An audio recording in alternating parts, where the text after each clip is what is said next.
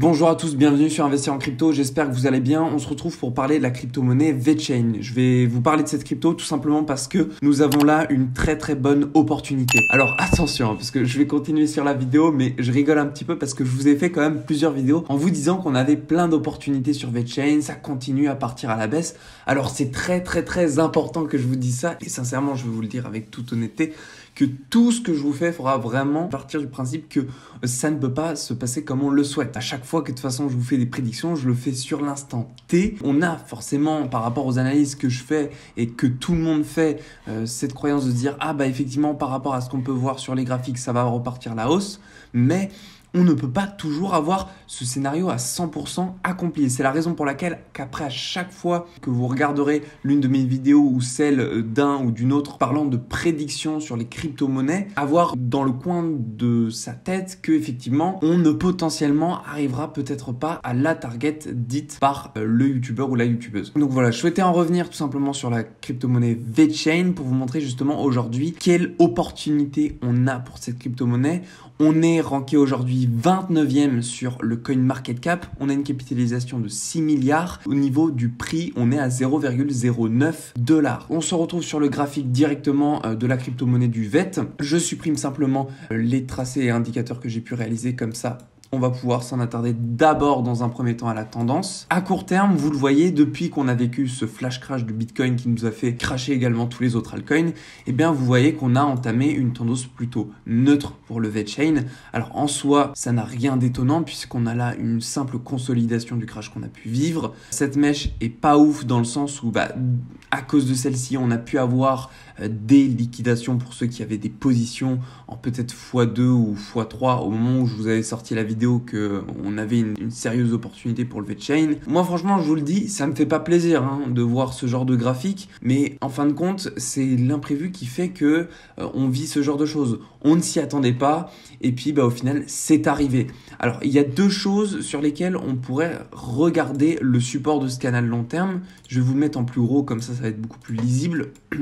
Vous voyez, il y a deux manières, je pense, d'analyser ce canal. Dans deux vidéos différentes, soit la première que j'avais fait sur celle-ci où je montrais justement l'opportunité qu'on avait sur le VeChain et la seconde juste ici, en fait, je vous ai tracé le support de deux manières différentes. Alors, je ne sais pas si vous l'aviez remarqué pour ceux qui ont regardé ces vidéos-là, mais en fait, la première vidéo, je vous avais dessiné le support de cette manière. Donc, c'est-à-dire que là, au moment où je vous avais tourné la vidéo, en fait, on était à peu près ici, autour des 0,12 $. Et puis, la seconde fois, j'avais positionné le support ça devait être de cette manière ou de cette manière-là. Et en fait, pourquoi? Parce qu'en fait, on peut tout simplement l'analyser de cette manière-là aussi. Puisque en le déplaçant comme ceci, on peut voir qu'ici, ça a touché une fois. Là, une deuxième fois. Juste avant, l'ancien support, c'était ici, mais là, du coup, ça touche plus, donc ça touche ici. Et puis, la dernière fois, c'est ici. Donc, on peut le voir aussi comme ça. Dans cette vidéo-là que je vous tourne aujourd'hui, je préfère finalement, par rapport à ce qu'on voit là, le replacer comme avant. Alors, pourquoi? Tout simplement parce que ça me semble beaucoup plus pertinent. On voit là une cassure à partir du 26 novembre et un rebond, donc une utilisation de l'ancien support en tant que résistance pour revirer à la baisse. Voilà pourquoi ça me semble pertinent, mais pas que, c'est qu'également dans le passé on voit que ça rebondit donc une fois ici, pour le coup là ça mange sur la mèche qu'on avait validée, ici ça retouche encore une fois, et puis là encore cette mèche qui nous sert finalement en tant que base pour le support. Voilà pourquoi ça me semble plus pertinent de le dessiner comme ça, ce support. En fin de compte, si on part de ce support et pas du second comme ça que j'ai dessiné, cela voudrait dire que en fait on n'a pas cassé le support long terme au moment où on a eu le flash crash, mais on l'a cassé avant. On peut voir deux manières différentes. Est-ce que ça a cassé avant, ça a fait un pullback et puis on est reparti à la baisse? Ou alors est-ce que ça a cassé au moment du flash crash ici? Il y aura d'autres manières, deux manières de les analyser. Aujourd'hui, on va simplement s'en attarder comme ça, comme si ça avait fait un rebond. Puis de toute manière, ça n'a pas trop d'importance puisque dans tous les cas, analyse ou pas, on est ici au prix du 0,09 $. On peut dire tout ce qu'on veut, on est en dessous de notre canal long terme. Maintenant, d'une manière bear ou d'une manière bull, quels seront les targets de prix à atteindre? Avant de m'en attarder sur le RSI et puis d'autres indicateurs qui me permettront de vous dire si on est plutôt bearish ou bullish, je préfère simplement, dans un premier temps, vous donner les targets pessimiste et également optimiste. Et après, je vous donnerai mon avis de est-ce que selon moi on repartira à la hausse ou est-ce qu'on va continuer à la baisse. Dans un premier temps, on va commencer par les targets de prix à la baisse et on va regarder deux supports très intéressants sur lesquels nous pourrions les utiliser en tant que futur target de prix si on continue de partir à la baisse. La première target de prix à aller chercher si on continue pour la crypto-monnaie du VET à virer à la baisse, ce sera tout simplement ce support extrêmement pertinent sur lequel nous avions rebondi ici avec la mèche du 6 décembre. Ensuite, nous pouvons valider encore une fois le support ici. Encore une fois là, le 28 juillet 2021. Ici avec une mèche le 5 juillet 2021. Là, on a carrément clôturé sur cette zone-là en tant que résistance fin juin 2021 et puis on l'a utilisé en tant que support mars 2021 et puis on a eu quelques clôtures en tant que résistance vers le 18 mars 2021. Donc on a là une zone très pertinente sur laquelle nous pourrions s'attarder en termes de target de prix si on repart à la baisse et c'est tout simplement la zone des 0,08 $. On est en plus de cela sur une target de prix psychologique, donc ce sera un point très fort. Donc ça, ce serait la première target de prix à laquelle on pourrait aller s'attendre si on voit la crypto-monnaie du VET repartir à la baisse. Ensuite, la seconde et selon moi probablement la dernière target de prix à aller chercher en dehors de ce genre de mèche qui ne rime à rien par rapport aux analyses technique puisque ça c'est dû à ce qui se passe fondamentalement. Voilà, c'est pas impossible qu'on ait des grosses baleines qui retirent d'un coup comme il a pu se passer à ce moment-là. Donc effectivement ça on peut pas le prédire, mais si on va dire qu'il y ait une tendance continuelle et que effectivement on voit la crypto-monnaie du VET continuer tout doucement à repartir à la baisse, la seconde target à aller chercher ce sera tout simplement ce support-là qui correspond à la target de prix des 0,06 $. Donc encore une fois, là, on est sur un prix psychologique et de plus, vous pouvez le voir, on est sur un support sur lequel nous avions rebondi plusieurs fois. Vous voyez ici 22 juin 2021, ici 20 mai 2021, ici encore une fois une mèche en tant que support 10 mars 2021, en tant que résistance ici 20 février 2021 et puis encore une fois ici 14 février 2021. On a eu quelques mèches qui ont mangé ici, mais c'est pas très grave, on va pas les compter.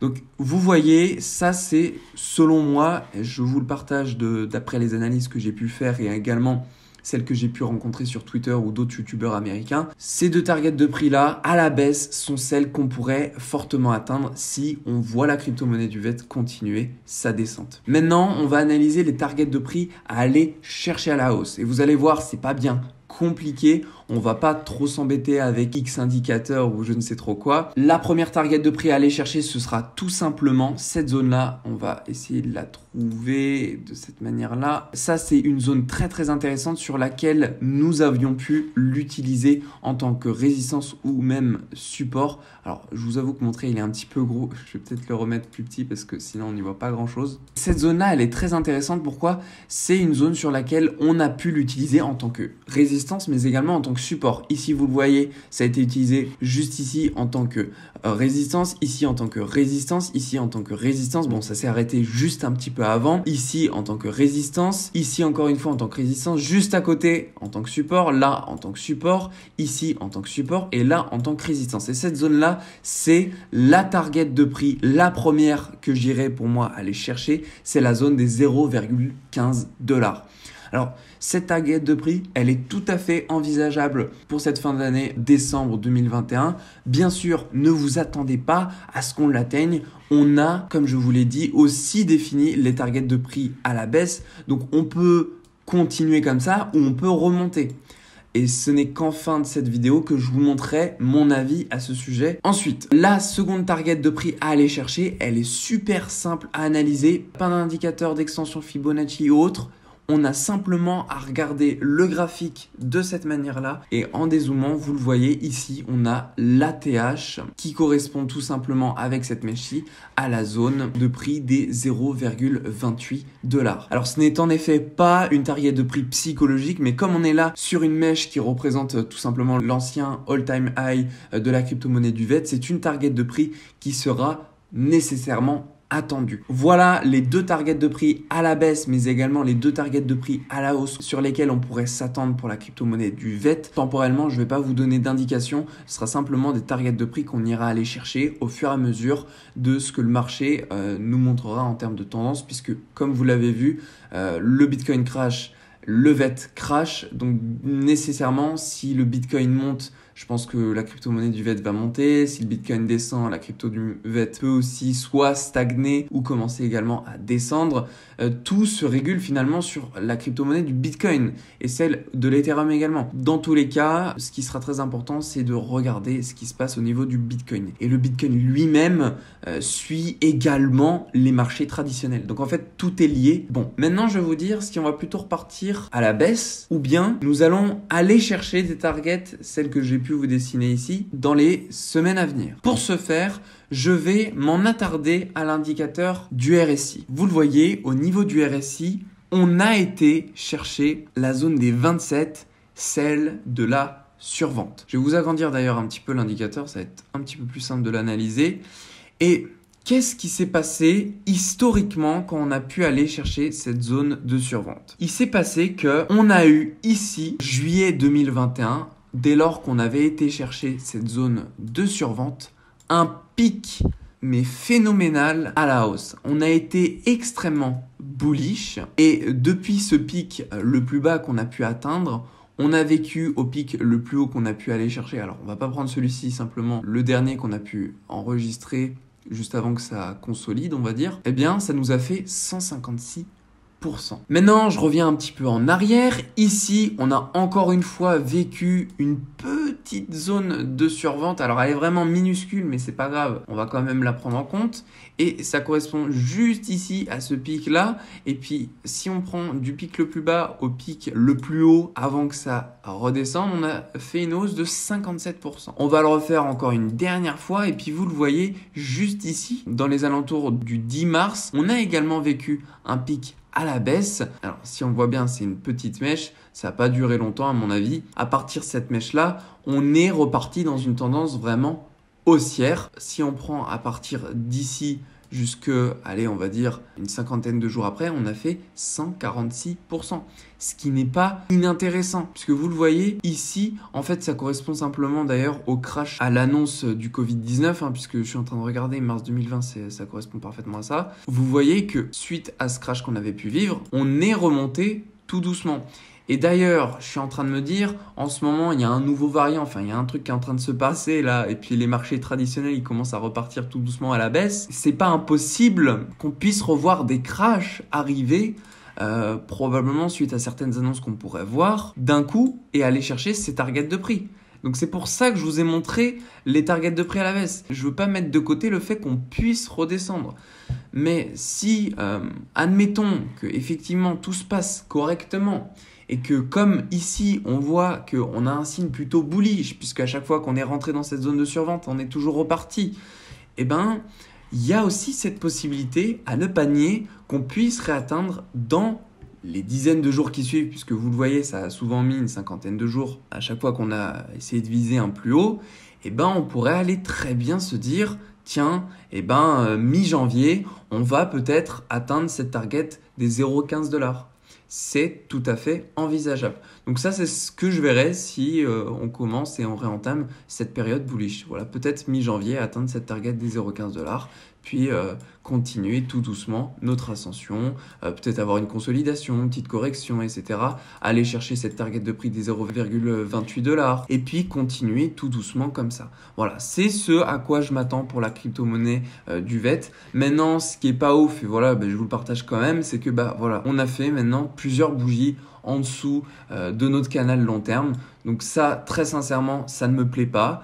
Mais c'est comme ça. De toute manière, on ne peut pas changer les cours, on ne peut pas revenir en arrière, on ne peut pas modifier les choses. C'est comme ça. Donc j'espère que cette vidéo aura pu vous montrer quand même des targets de prix intéressants sur lesquels il faudra nécessairement s'attarder si on part à la baisse ou si on repart à la hausse. Dites-moi votre avis dans les commentaires, puisque j'ai vu que vous aviez pour la plupart dans ceux qui commentent des analyses très intéressantes et qui ne sont pas nécessairement vues de la même manière dont moi je vous les propose. Donc c'est pour ça, je serais très intéressé de lire vos analyses. Si vous avez apprécié la vidéo et que vous n'avez pas encore investi dans la crypto-monnaie du VED, vous avez la possibilité de vous inscrire sur les plateformes via les liens d'affiliation dans la description Bybit, Binance et Gate.io. Je vous souhaite à tous une très belle journée, prenez soin de vous et on se retrouve dans la prochaine vidéo.